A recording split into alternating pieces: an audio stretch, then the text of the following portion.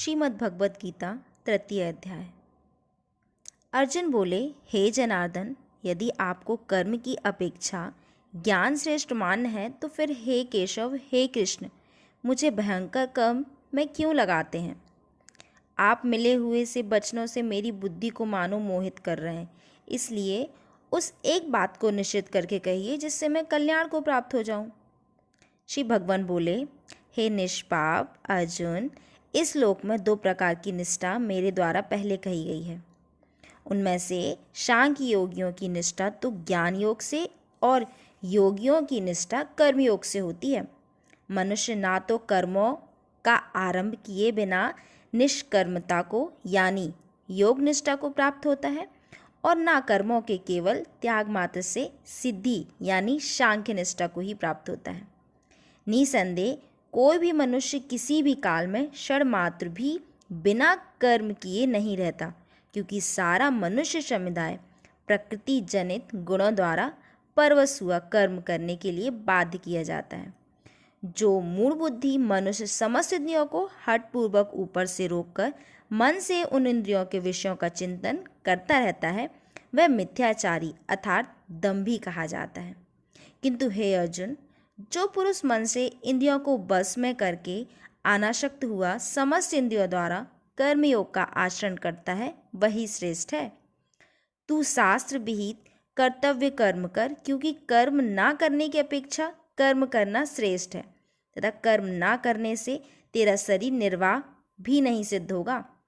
यज्ञ के निमित्त किए जाने वाले कर्मों से अतिरिक्त दूसरे कर्मों में लगा हुआ ही यह मनुष्य समुदाय कर्मों से बनता है। इसलिए हे अर्जुन, तू आसक्ति से रहित होकर उस यज्ञ के निमित्त ही भली भांति कर्तव्य कर्म कर।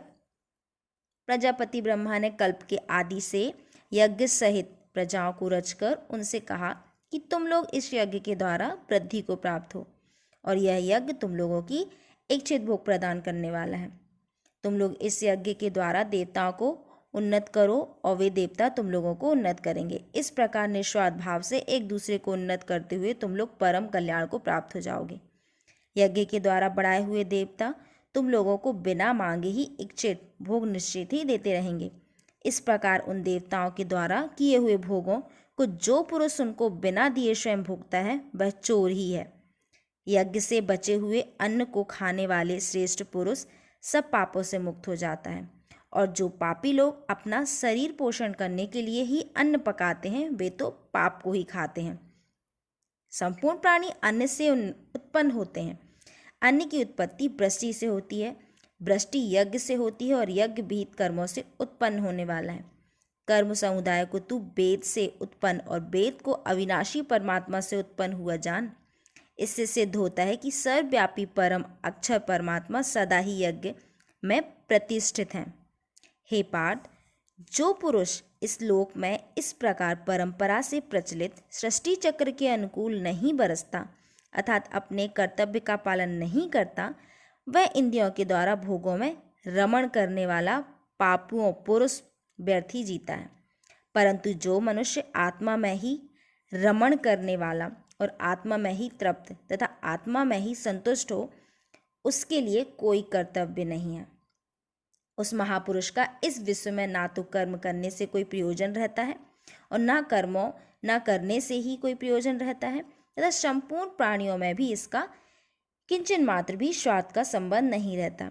इसलिए तू निरंतर आसक्ति से रहित होकर सदा कर्तव्य कर्म को भली भांति करता रहे, क्योंकि आसक्ति से रहित होकर कर्म करता हुआ मनुष्य परमात्मा को प्राप्त हो जाता है। जनकादि ज्ञानी जन भी आसक्ति रहित कर्म द्वारा ही परम सिद्धि को प्राप्त हुए थे। इसलिए तथा लोक संग्रह को देखते हुए भी तू कर्म करने के ही योग्य है, अर्थात तुझे कर्म करना ही उचित है। श्रेष्ठ पुरुष जो जो आचरण करता है, अन्य पुरुष भी वैसा वैसा ही आचरण करते हैं।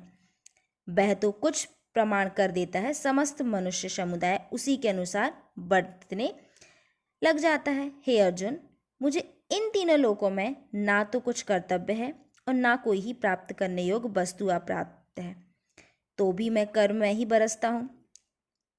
क्योंकि मैं पार्थ, यदि कदाचित मैं सावधान होकर कर्मों में ना बरतूं तो बड़ी हानि हो जाए, क्योंकि मनुष्य सब प्रकार से मेरे ही मार्ग का अनुसरण करते हैं। इसलिए यदि मैं कर्म ना करूं तो ये सब मनुष्य नष्ट भ्रष्ट हो जाएं और मैं संकराता का करने वाला हूँ। इस समस्त प्रजा को नष्ट करने वाला बनूं।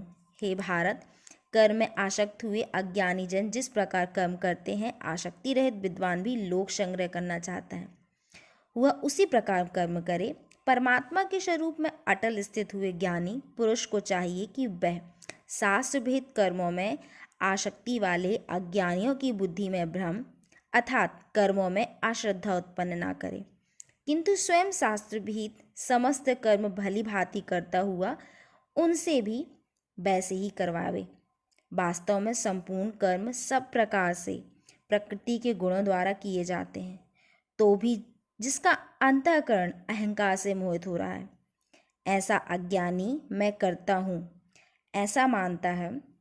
परंतु हे महाबाहो, गुण विभाग और कर्म विभाग के तत्व को जानने वाला ज्ञान योगी संपूर्ण गुण ही गुणों से बरतत रहे, ऐसा समझकर उनमें आसक्त नहीं होता। प्रकृति के गुणों में अत्यंत मोहित हुए मनुष्य गुणों में भी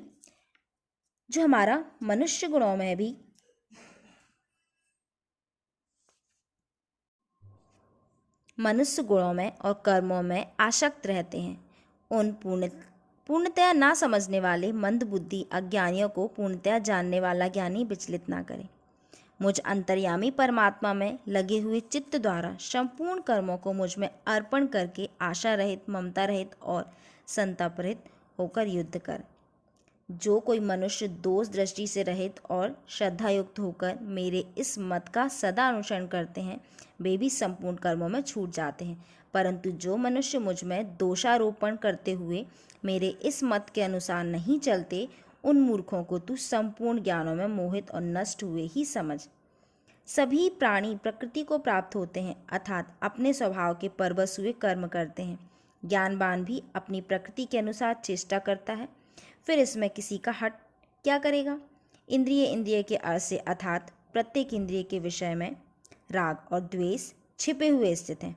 मनुष्य को उन दोनों के बस में नहीं होना चाहिए, क्योंकि वे दोनों ही इसके कल्याण मार्ग में विघ्न करने वाले महान शत्रु हैं। अच्छी प्रकार आचरण से लाए हुए दूसरों के धर्म से गुण रहित भी अपना धर्म अति उत्तम है। अपने धर्म में जो मरना भी कल्याणकारक है और दूसरे का धर्म भय को देने वाला। अर्जुन बोले, हे कृष्ण, तो फिर यह मनुष्य स्वयं ना चाहता हुआ भी बलात् लगाए हुए की भांति किससे प्रेरित होकर पाप का आचरण करता है? श्री कृष्ण बोले, रजोगुण से उत्पन्न हुआ यह काम ही क्रोध है। यह बहुत खाने वाला अर्थात भोगों से कभी ना अगाने वाला बड़ा पापी है। इसको ही तू इस विषय में बैरी जान।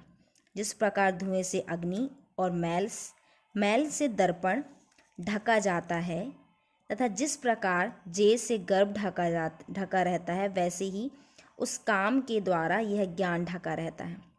और हे अर्जुन, इस अग्नि के समान कभी ना पूर्ण होने वाले कामरूप ज्ञानियों के नित्य बैरी के द्वारा मनुष्य का ज्ञान ढका हुआ है।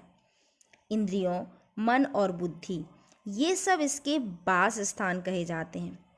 यह काम इस मन, बुद्धि और इंद्रियों के द्वारा ही ज्ञान को आच्छादित करके जीवात्मा को मोहित करता है। इसलिए हे अर्जुन, तू पहले इंद्रियों को बस में करके इस ज्ञान और विज्ञान नाश करने वाले महान पापी काम को अवश्य बलपूर्वक मार डाल। इंद्रियों को स्थूल शरीर से पर यानी श्रेष्ठ, बलवान और सूक्ष्म कहते हैं। इन इंद्रियों में पर मन है, मन से भी पर बुद्धि है, जो बुद्धि से भी अत्यंत पर है, वह आत्मा है। इस प्रकार बुद्धि से पर अर्थात सूक्ष्म, बलवान और अत्यंत श्रेष्ठ आत्मा को जानकर और बुद्धि के द्वारा मन को वश में करके, हे महाबाहो, तू इस काम रूप दुर्जय शत्रु को मार डाल। यहाँ पर इस तृतीय अध्याय में श्री कृष्ण अर्जुन को समझाते हैं कि तू अपने इंद्रियों को अपने बस में कर और तू अपने कर्तव्य कर्म को कर। जो तेरा कर्तव्य है, तू अपने कर्म पर डटे रह। यहाँ पर बहुत ही अच्छे से श्री कृष्ण ने सारी बातें बतलाई हैं कि हमारे कर्म और जो हमारा स्वार्थ है, हमें किस तरह से कर्म करना चाहिए।